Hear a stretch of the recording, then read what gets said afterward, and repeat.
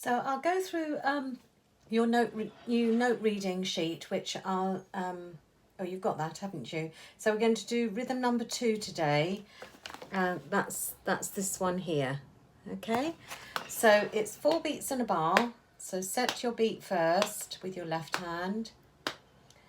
Watch how I do the rests. I think you can see my right hand. Here we go.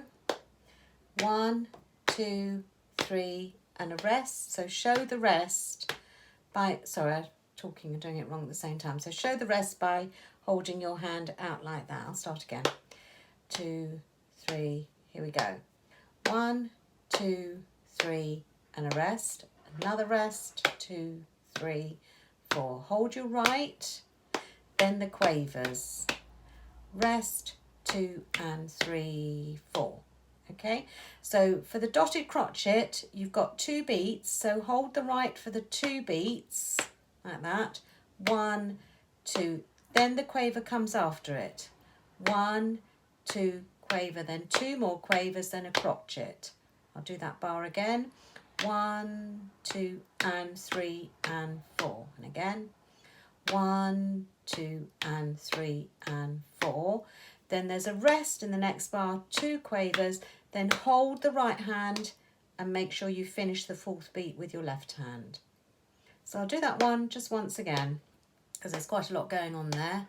1, 2, 3, rest, rest, 2, 3, 4.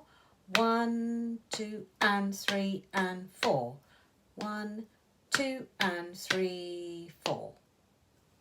Okay, then in your dozen a day book, let me just find that, you're doing a new one, number 10, the splits. So it's just like a contrary motion scale in C major. Get the right one open. But the difference is that you have to repeat the top note, all right, and the bottom note, which we don't normally do. So it'll go like this. So just bounce on the top note and on the bottom note as well. Do that twice.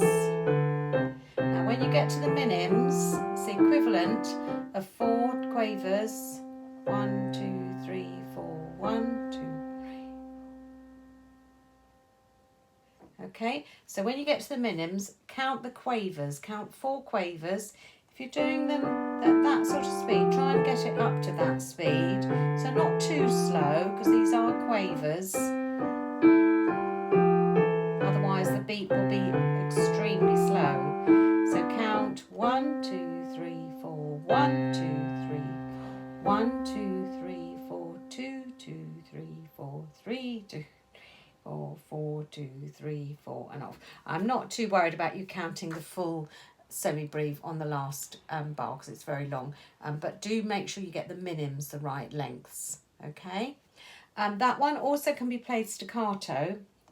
So in your lesson I suggested that when you do staccato you turn your thumbs under. I don't know if you can see that. I'm sort of turning my thumbs under like that, okay, rather than move the hand, because then you'll just lose, oh, where am I? So if you keep the thumb tucked under when you do the turn, you won't hopefully lose your place on the piano, all right? So you just play it the same, use the same technique as if you were playing it legato, but you're playing it staccato. So what you don't want to do is sort of shoot the hand off the piano. You keep the hand quite still, but just making the notes really snappy, like that. The minims will still be minims though.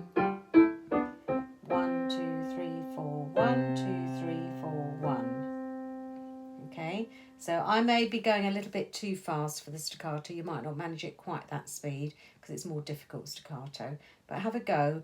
And just a reminder, when you do your scales, you don't always do a nice twisty turn. You see my arm really twists outwards.